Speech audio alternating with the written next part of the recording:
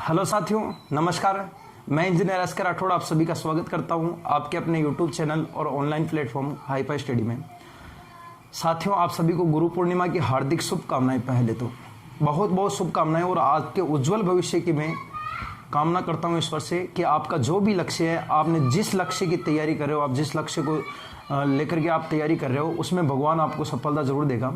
साथियों, मैं आज आपको एक बात बताना चाहता हूं कि ये जो गुरु पूर्णिमा का अवसर है दोस्तों, ये केवल गुरु विशेष ही नहीं है, ये एक स्टूडेंट के लिए भी है कि आप भी अपने फ्यूचर के अंदर कभी भी कोई, जैसे कि किसी भी अध्यापक पात्रता की या कोई भी अध्यापक विशेष कोई तैयारी कर रहा है, तो वो भी फ्यूचर में, मेरी कामना है ईश्वर से कि आप भी अध्यापक बनोगे और आपको भी एक दिन जरूर गुरु बन करके एक अच्छे शिक्षक के रूप में आप भी उभरोगे। साथियों, मैं आज आपको एक बात बताना चाहता हूँ कि आपको इस टाइम तैयारी करनी है।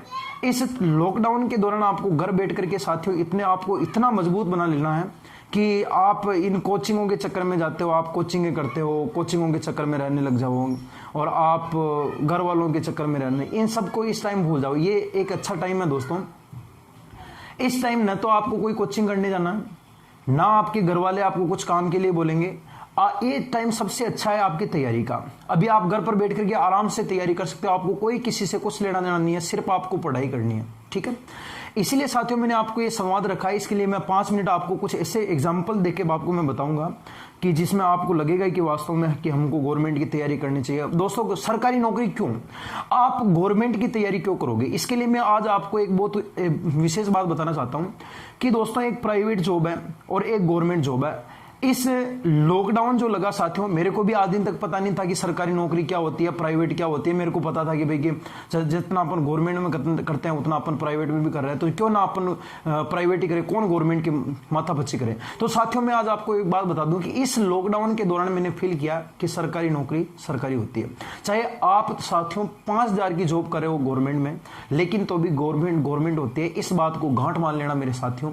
आपके परिवार वालों का जो सपना है कि मेरा जो भी मेरा पुत्र है या मेरी पुत्री है जो गवर्नमेंट लगे या गवर्नमेंट अधिकारी बने या गवर्नमेंट का जो भी हो, कोई भी पद हो, चाहे उसके अंदर चपरासी से लेकर के कोई फर्क नहीं पड़ता कि पोस्ट ऊपर वाली है, कोई फर्क नहीं पड़ता कि पोस्ट कितनी हाई है, आपको कोई फर्क नहीं पड़ता। आपका नजरिया बदल जाएगा, देखने वालों का नजरिया बदल जाएगा आपके प्रति, अगर आप गवर्नमेंट में हो। और वही आप प्राइवेट में है साथियों, तो प्राइवेट और गवर्नमेंट में देखने वालों का नजरिया चेंज हो जाता है कि प्राइवेट वालों को किस नजरिए से देखते हैं और गवर्नमेंट वाले को किस नजरिए से देखते हैं। साथियों, जिस प्रकार से आप अभी इस लॉकडाउन में आप घर पर बैठ करके, मेरे को पता नहीं कि आप क्या कर रहे होगे, आप पढ़ाई कितने घंटे करते हो, मैं आपको नहीं बोलूंगा आज कि आप इतने घंटे पढ़ो, आप 6 घंटे पढ़ो, 7 घंटे, कोई फर्क नहीं पड़ता कि आप कितने घंटे पढ़ रहे हो। फर्क सिर्फ ये पड़ता है कि आप जिस दिन अपने मन में सोचने लग जाओगे कि मेरे को गवर्नमेंट लगना है, उस टाइम आप अपने आप को खुद को उस तरीके से योग्य बना लोगे कि मेरे को कितने घंटे पढ़ना, आप खुद डिसाइड करोगे। ये कोई अध्यापक कहने से, मेरे कहने से, ना कि प्रधानमंत्री भी आकर के आपको बोल देगी आपको 6 घंटे पढ़ने हैं, तो आप नहीं पढ़ पाओगे, नहीं पढ़ पाओगे 6 घंटे। हम कितना भी फोर्स कर ले, हम आपको बोलेंगे कोई फर्क नहीं पड़ता, आप लोग सुन लोगे, बस आप बस सुनने का काम करोगे, लेकिन हमारे बोलने से आपके ऊपर कोई इफेक्ट नहीं पड़ने वाला। ये आप में खुद में बदलाव करना पड़ेगा। आपको खुद का नजरिया, आपको खुद का अपने प्रति सोच बदलनी होगी कि आपको सोचना पड़ेगा कि मेरे को गवर्नमेंट लगना है या मेरे को प्राइवेट में जाने वाला है। आज दोस्तों, आपने अगर सोच लिया आगे का फ्यूचर कैसा मेरे को बनाना है, अगर उस फ्यूचर को देखते हुए आप चलोगे, तो मैं आपको निश्चित कहना, मेरे को खुद ये मैं समझ जाऊंगा कि आप अपने आप को इस तरीके से योग्य बनाने के आप प्रयत्न करने लग जाओगे कि आप खुद पढ़ाई अपने आप ही करने लग जाओगे। किसी के भरोसे मत रहो, कौन क्या कर रहा है किसी से कोई मतलब नहीं है। कौन कितने घंटे पढ़ रहा है, रमेश 6 घंटे पढ़ रहा है, सुरेश 8 घंटे पढ़ रहा है, अभिमन्यु 12 घंटे पढ़ रहा है, कोई फर्क नहीं पड़ता कौन कितने घंटे पढ़ता है। साथियों, आप कितने घंटे पढ़ रहे हो, यह सबसे महत्वपूर्ण है। और गवर्नमेंट में वैकेंसी में कितनी पोस्ट है, 18,000 पोस्ट है, 35,000 पोस्ट है, कोई फर्क नहीं पड़ता इन पोस्टों से, कोई फर्क नहीं पड़ता। आपको सिर्फ आपकी एक पोस्ट से फर्क पड़ता है मेरे साथियों। मैं आपको बता दूं कुछ एग्जांपल इतने भी है। एक तो साथियों मैं आपको बता देता हूं कि आप जो जॉब लग रहे हो वो एक आप 30 साल की उम्र में लग रहे हो और एक जॉब लग रहा है दोस्तों 21 साल की एज के अंदर। और अगर मैं आपको कहूं दोस्तों कि 30 साल वाला अगर उससे भी ऊपर वाली पोस्ट में लग रहा है, तो दोस्तों मैं उससे भी ज्यादा योग्य उस 21 साल वाले बंदे को मानूंगा कि मात्र 21 साल की उम्र में एक गवर्नमेंट जॉब पर चढ़ गया है, और वही व्यक्ति एक 30 साल का व्यक्ति जो इससे 9 साल बाद में एक गवर्नमेंट पोस्ट पर जा रहा है, तो इससे तो अच्छा कौन है, वो 21 वर्ष वाला है। तो साथियों, मैं आपको सिर्फ यही कहना चाहता हूं इस गुरु पूर्णिमा के उपलक्ष्य पर कि मैं आपसे उम्मीद करता हूं, कामना करता हूं कि इस लॉकडाउन में बैठे बैठे आपका सिर्फ एक टारगेट बना लो, अपना लक्ष्य बना लो कि मेरे को किस तरीके से पढ़ाई करनी है, मेरे को मेरा फ्यूचर अच्छा बनाना है, या मेरे को मेरा ये लॉकडाउन इस तरीके से घर पर बैठ करके मौज मस्ती करके मेरे को बिताना है। वो आपके ऊपर निर्भर करता है, वो खुद आपके ऊपर निर्भर करता है। फ्यूचर के अंदर अगर आप दोस्तों आगे बढ़ोगे, कोई किसी को फर्क नहीं पड़ता, ये सिर्फ आपको ही पड़ेगा। आपका फ्यूचर कैसा है कोई कुछ नहीं कहने वाला। अगर अच्छा होगा, अगर आपका फ्यूचर अच्छा होगा तो वो सिर्फ आपका होगा। इससे मेरे को मेरे को कुछ फायदा होने वाला, ना आपके सगे भाई को फायदा होने वाला, ना आपकी सगी सिस्टर को फायदा होने वाला है। ये आपका फ्यूचर है, और आपका फ्यूचर सिर्फ आप बना सकते हो, कोई और नहीं बना सकता। अध्यापक आपको सिर्फ गाइडेंस दे सकता है, आपको गाइड कर सकता है, लेकिन उस गाइड के ऊपर चलने वाला तो आप होगे खुद। हम नहीं चल पाएंगे, हम आपके साथ हमेशा नहीं रह सकते। साथियों, मैं आप आज को बता दूं कि बहुत सारे विद्यार्थी ये सोचते हैं कि भाई कि मैं घर से बाहर नहीं जाऊं, मैं घर पर रहकर मैं पढ़ाई कर सकता हूं, मैं घर पर रहकर ये कर सकता हूं, मैं घर पर। साथियों, मैंने आपको बता दूं कि 6th क्लास से अपने संस्कृत में एक श्लोक चल रहा है कि जो एक विद्यार्थी होता है, उस विद्यार्थी के 5 लक्षण कौन कौन से हैं। तो साथियों, मैं आज आपको एक बार उस 5 लक्षण में आपको बताना चाहता हूं कि विद्यार्थी के 5 लक्षण है। काक चेष्टा बको ध्यानम। क्या कहा इसने?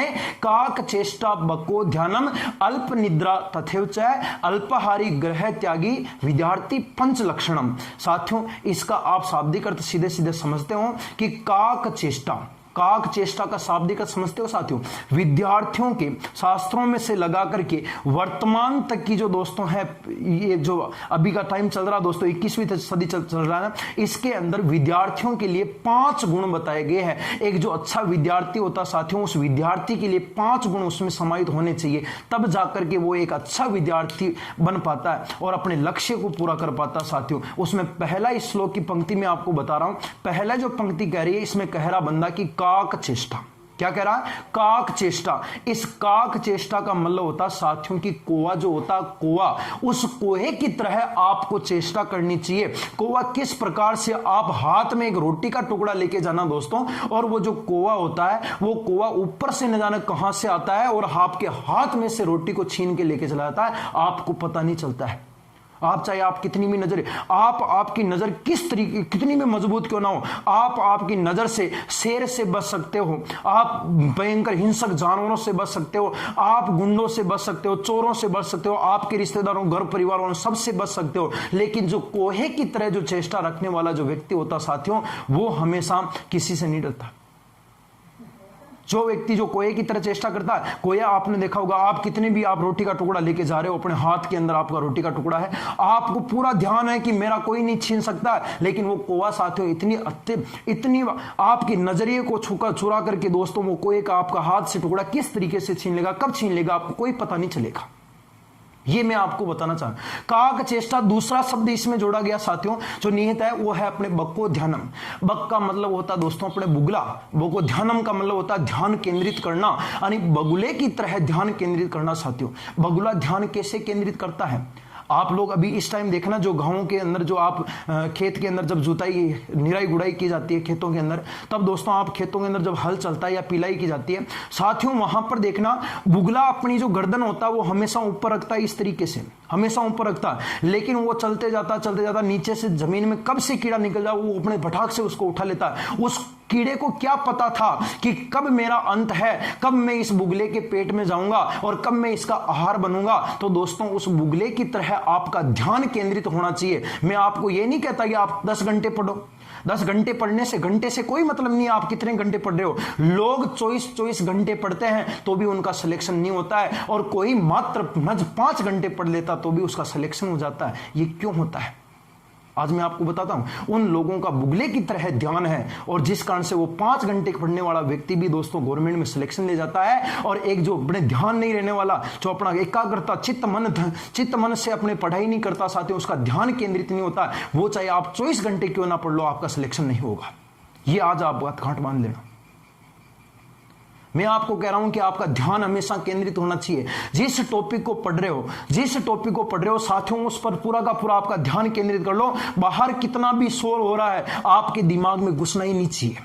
मैं आपको बता रहा हूं, बाहर कितना भी शोर हो रहा है आपके दिमाग में पता नहीं चलना चाहिए। बाज डीजे चलो, टेप चलो, बंदोरिया निकलो, चाहे धक्का धीक हो, कुछ भी हो, आपको कोई लेना देना नहीं है। आपका मन इतना शांत हो जाना चाहिए कि जिस तरीके से कोई ब्राह्मण वर्षों से तपस्या में लीन हो और उसकी तपस्या को कोई भंग नहीं कर सकता। ऐसा नहीं होना चाहिए कि विश्वामित्र जी तपस्या कर रहे हैं और मेनका आई और उसने तपस्या को भंग करके चली गई। उनकी तरह भी आपको तपस्या नहीं करनी है कि कोई भी आपकी तपस्या, ये एक पढ़ाई एक तपस्या है, पढ़ाई एक तपस्या है और सबसे कठिन तपस्या मानी गई पढ़ाई को। साथियों गौर करना मेरी बातों के ऊपर। आपका ध्यान पढ़ाई के प्रति इतना एकाग्रता के साथ आपको पढ़े, इतना केंद्रित हो जाना चाहिए कि जिस टॉपिक को पढ़ रहे हो साथियों, वो टॉपिक में उस लाइन को पढ़ने के बाद आप में को उसी टाइम आपके दिमाग में छप जानी चाहिए कि ये लाइन में तो, और आप कभी भी अपने उस चीज को आप प्रश्न देखोगे ना, आपका जैसे ही जाओगे तो उस चीज का जिस दिन आपने पढ़ा था उस टाइम आपका ध्यान केंद्रित था, तो आप जैसे ही उस क्वेश्चन को पढ़ोगे साथियों की यार ये मैंने वहां पर पढ़ी थी, आपका पेज नंबर तक आपको बुक में याद आ जाएगा। और आप क्या प्रतिक्रिया कर रहे थे उस दौरान, आपका पेन कौन से हाथ में था, राइट में था या लेफ्ट में था, बुक कहां पर पड़ी थी, आपके घर में क्या दशाएं हो रही थी उस टाइम, सब कुछ आपको उस प्रश्न की लैंग्वेज पढ़ने के बाद में आपको उसी क्षण याद आ जाएगा। और साथियों गौर करना, अगर आपका उस टाइम ध्यान नहीं है और परीक्षा से संबंधित उससे उस टॉपिक से संबंधित अगर कोई प्रश्न आ चुका है, आपको कोई पता नहीं चलेगा कि आपने क्या, आप लोग इस तरीके से ऊपर की तरफ देखोगे क्या हो गया। समझ रहे हो मेरी बात। तो आपका सिर्फ जिस टाइम आप पढ़ाई करते हो तो पढ़ाई के ऊपर दोस्तों इतना चित होना चाहिए, इतना एकाग्रता होना चाहिए, इतना मन होना चाहिए दोस्तों कि गांव के अंदर किस तरीके से कुछ हो रहा है कुछ भी पता नहीं चले। साथियों गौर करना इन बातों के ऊपर, इन्हीं बातों से आप आगे बढ़ सकते हो। तो साथियों मैं आपको बताना चाह रहा हूं कि आपका ध्यान उस टॉपिक के प्रति इतना हो जाना, आप कुछ भी काम कर रहे हो, आप चाहे पढ़ाई को लेके छोड़ दो, एक पढ़ाई को चलो छोड़ दो, आप कुछ भी काम करो, अपने घर विशेष कुछ भी काम करे हो साथियों, तो उस घर के भी काम में आपका ध्यान इतना हो जाना चाहिए, उस काम के प्रति इतना केंद्रित हो जाना चाहिए कि आपको कुछ पता ही नहीं है कि इसके अलावा दुनिया में कुछ होता है। और जिस दिन आप उसको छोड़ दोगे, दूसरा काम करने लग जाओ, तो उस काम के ऊपर उस मन को लगा दो। तो जिस टॉपिक से आप चर्चा कर रहे हो उसके ऊपर पूरा का पूरा अपना ध्यान केंद्रित हो जाना चाहिए, तभी साथियों आपका लक्ष्य पूरा हो पाएगा। काक चेष्टा बको ध्यानम अल्प निद्रा। अल्प निद्रा का मतलब होता साथियों कि कम नींद निकालनी चाहिए। अल्प निद्रा या स्वान निद्रा, स्वान निद्रा देखा आपने, स्वान का मतलब होता साथियों अपने कुत्ता, डॉग, जिसे आप अंग्रेजी में बोलो ना कुत्ता, मारवाड़ी में बोला गड़गड़ो, कुत्ता, उस कुत्ते की तरह आपकी नींद होनी चाहिए। कोई आप मेरा इन बातों का अनर्गल तरीके से आप अर्थ मत निकालना, मैं किसी को कुत्ता विशेष नहीं बना रहा हूं, मेरा सिर्फ कहने का जो मेरा तात्पर्य जो श्लोक में बताई गई उन पंक्तियों का शाब्दिक अर्थ मैं आपको समझाने का प्रयास कर रहा हूं साथियों। गौर करना, अल्प निद्रा यानी कम नींद निकालनी चाहिए, स्वान निद्रा यानी कि कुत्ते की तरह नींद होनी चाहिए। आप कुत्ते को देखा होगा, वो आपको दूर से लगता है कि किस प्रकार से वो सो रहा है, कोई फर्क नहीं पड़ता, अपन इसके पास में होकर निकल जाओ, लेकिन आप साथियों कितने भी दबे पांव उसके पास में होकर निकलोगे, उस कुत्ते की आंख खुली जाएगी और लास्ट वक्त उसकी आंख खुली जाती है। इस प्रकार से उसकी निद्रा होनी चाहिए। स्वान निद्रा से तात्पर्य यही है कि आपकी नींद कम होनी चाहिए, कुत्ते की तरह आपकी नींद कम नींद निकालोगे साथियों, जितनी नींद निकालोगे आपका मन उतना ही इतना दूसरी बातों में चला जाएगा, आपके माइंड में दूसरे ख्याल आएंगे, दूसरे सपने आएंगे, उन सपनों को आप अपने फ्यूचर से आने ही मत दो। आपका सपना सिर्फ एक ही होना चाहिए कि मेरा जो लक्ष्य है वो मेरे को पूरा करना है, मेरा जो लक्ष्य है वो मेरे को पूरा करना है। इस चीज को आप गांठ बांध के चलना साथियों, अपना लक्ष्य जरूर पूरा होगा। स्वान दत्त अल्पाहारी, अल्पाहार का मतलब समझते हो, कम भोजन। कम भोजन का मैं ये नहीं कह रहा हूं कि आपको भोजन नहीं करना, भोजन कम करना, आपको 3 रोटी की भूख लग रही है, आप 1 रोटी खा के आप सो जाओ, आपको भूखे भी नहीं रहना। अगर आप भूखे रहोगे तो आपकी सेहत को ख्याल कौन रखेगा, और सेहत का जब ख्याल नहीं होगा तो आप अपना लक्ष्य ड्रीम पूरा कैसे करोगे। साथियों यहां पर अल्पाहारी का मतलब ये होता है कि भोजन आवश्यकता अनुसार ही खाना चाहिए। आपको 3 रोटी खानी है तो 3 रोटी को ऐसे जैसे मिठाई खा रहे हो तो मिठाई का अपने पास जैसे गुलाब जामुन पड़े हैं पूरे पूरे, और आपका गुलाब जामुन आपके पहले 3 आपके पेट में 3 गुलाब जामुन की जगह आप 5-7 गुलाब जामुन ठूस ठूस के आपके पेट में खा गए। अब आपको आने लग गई नींद, अब आप घर जाके सो गए, आपको पढ़ना है, आपको पता भी है कि यार मेरे को पढ़ना है पढ़ना है पढ़ना है, अब आप किताब लेके बैठोगे, उसको खोलोगे, आपको नींद आने लग जाएगी। वो जो नींद है साथियों, वो उस टॉपिक को देखने से नहीं आती है नींद। आपने जो खाना खाया वो आपको खाना आपके पेट में जाने के बाद वो खाना असर करता है, आपको नींद निकलवाता है। समझ रहे हो मेरी बात? आपको नींद वो खाना निकलवा रहा है, वो नींद आपको वो खाना, ना कि आप बोलते हो ना सबसे अपने सोने का नींद नहीं आ रही तो नींद की गोलियां नहीं लेनी चाहिए, उसके लिए आपको पढ़ाई किताब खोल के बैठ जाओ आपको नींद आ जाए। नहीं, ये बिल्कुल गलत है। पढ़ाई करने से कभी किसी बंदे को नींद नहीं आती है। पर नींद कब आती है? जब आप ज्यादा भोजन करके आप एक जगह बैठ करके आप पढ़ाई करने लगते हो, तब साथियों ध्यान, जब ज्यादा भोजन हो जाता है और वो ध्यान आपका किसी एक टॉपिक पर आपका ध्यान केंद्रित हो जाता है, तब अपने आप ही वो भोजन आपके शरीर के अंदर प्रतिक्रियाएं करता जाता है और धीरे धीरे वो प्रतिक्रियाएं आपके नयन में पहुंच जाती है, आंखों में, और आपको नींद आ जाती है और आपको निद्रा इतना गहरा सुला देती है, आपको कोई फर्क नहीं पड़ता आप किस अवस्था में हो। आपकी बुक आपके हाथों में, जो विद्या है आपके हाथों में है, आपके इधर पड़ी रह गई, आपको कोई पता नहीं है। पांचवा दोस्तों लक्षण इसमें यह बताया है, ग्रह त्यागी। साथियों गौर करना, मेरी बातों के ऊपर कोई अपने आप में अलग मत लेना इन बातों को। ग्रह त्यागी से तात्पर्य यहां पर है साथियों की घर का त्याग करना चाहिए। मैं आपको घर के त्याग करने से, ये आपको मैं नहीं बता रहा हूं कि अपने मम्मी पापा से आप दूर हो जाओ, अपने फैमिली से दूर हो जाओ, अपने रिश्तेदारों से दूर हो जाओ, लेकिन साथियों जिस दिन आप लक्ष्य अपना पूरा कर रहे हो उस टाइम के लिए अपने घर का त्याग करो, अपने रिश्तों का त्याग मत करो। अपने घर का त्याग करो, रिश्तों का त्याग मत करो। अगर आप लोगों ने उस घर के त्याग के साथ साथ अगर रिश्तों को त्याग कर दिया दोस्तों, तो आपका फ्यूचर वापस अंधेरे में जा रहा। आप लोग इस बात को भूल जाना, क्योंकि सबसे प्रथम गुरु अपने माता पिता को माना गया है, और पिता से पहले भी मां सबसे पहले विद्यार्थी की गुरु होती है, उसके बाद पिता होता है, पिता के बाद हम जैसों का नंबर आता है जो हम आपको पढ़ाते हैं। सबसे प्रथम गुरु आपके माता पिता है। तो आप जिस प्रकार से, मैं आपको इस लाइन के अंदर, इस श्लोक में जो अंतिम पंक्ति में दिखाया गया ग्रह त्यागी का मतलब ये नहीं साथियों कि भी आपको घर का त्याग करके आपको रिश्तों का त्याग करना, नहीं। घर का त्याग करने का तात्पर्य यह होता साथियों कि आप घर से निकलो, लेकिन सिर्फ आपका लक्ष्य पूर्ति के लिए आप निकलो। आपके रिश्ते आपके वो के वही बंदे होने चाहिए, आपका प्रेम जिस प्रकार से पहले था, स्नेह जिस प्रकार से था, वो का वही होना चाहिए। घर का त्याग सिर्फ अपना ड्रीम पूरा करने के लिए आप घर का त्याग करो, कुछ टाइम के लिए आप घर से बाहर हो और अपना लक्ष्य का। अब कोई विद्यार्थी सोचता कि नहीं मैं तो घर पर रहकर पढ़ाई कर सकता हूं, मैं आपको बता रहा हूं आज भी घर पर रहकर आप पढ़ाई नहीं कर पाओगे। हाँ, को आप कहोगे कि हमारे घर वाले हमको काम नहीं बताते हैं, हाँ बिल्कुल सही कह रहे हो, नहीं बताते। आपके घर वाले आपको काम नहीं बताते हैं, ठीक है, वो भी चाहते हैं बेटा पढ़ाई करेगा, खेत पर काम मम्मी पापा मजदूर करके किसी से भी करवा लेंगे, लेकिन आपको, आप अगर पढ़ाई करो डिस्टर्ब नहीं करेगा। लेकिन साथियों जिस प्रकार का माहौल आपको आपके घर से बाहर रह करके देखने को मिलेगा, वो माहौल आप घर पर रह करके आप अपने आप में नहीं ला सकते हो। वो माहौल देखने के लिए आपको साथियों घर से बाहर जाना पड़ेगा, उस माहौल में जाना पड़ेगा जहां पर ये सब चीजें होती, जहां पर इस लक्ष्य के बहुत सारे विद्यार्थी, बहुत सारा मार्केट बना होता लक्ष्यों का साथियों, बहुत मार्केट मिल जाता पूरा का पूरा।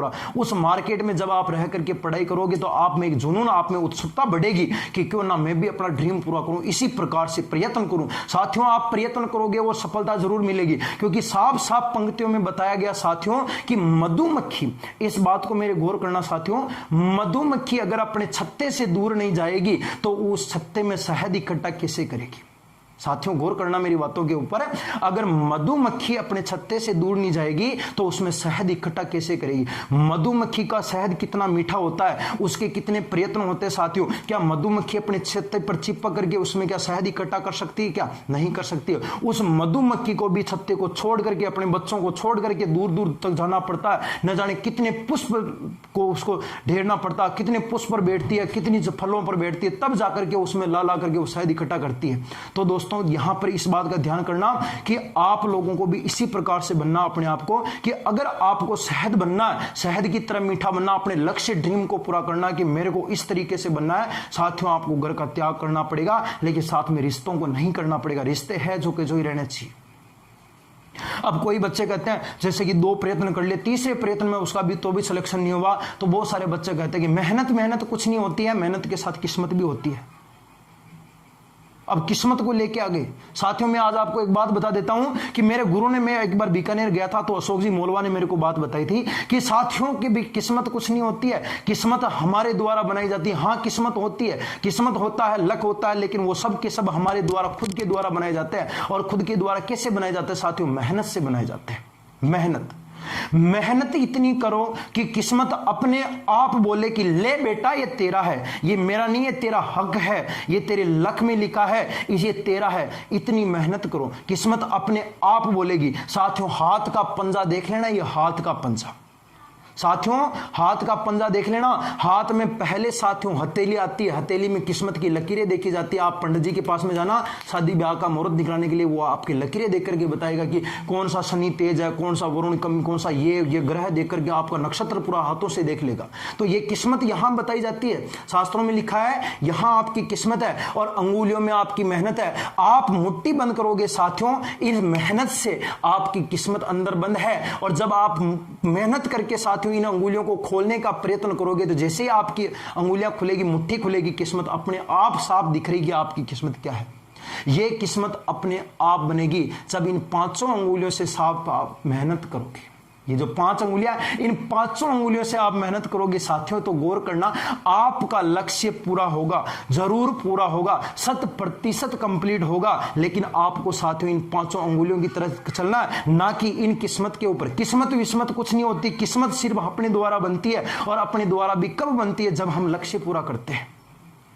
साथियों एक एग्जाम्पल बताना चाहता हूं। एक बार ऐसे एक स्टोरी बताऊं मैं आपको कि एक गरीब किसान था। किसान के पास में उसकी बेटी थी, पढ़ाई कर रही थी, तो उसको लेकर के एक पंडित जी के पास में गया यार कि वो जो व्यक्ति था वो अपने इस तरीके शास्त्रों पंडितों में ज़्यादा विश्वास करता था। तो वो जैसे ही अपने उसके पास में गया पंडित के पास में और कहा कि मेरी बेटी का फ्यूचर देखो, ये फर्स्ट अभी तो दूसरी में पढ़ती है, दूसरी क्लास में पढ़ती है, इसका लक्ष्य का फ्यूचर देखो कि ये आगे जाकर के कहाँ जाएगी, किस तरीके से ब्याह होगा, किस तरीके से ये होगा। तो साथियों उस पंडित ने उसका लड़की का हाथ देखा और उसने कहा कि आपकी बेटी की किस्मत में तो राजयोग है।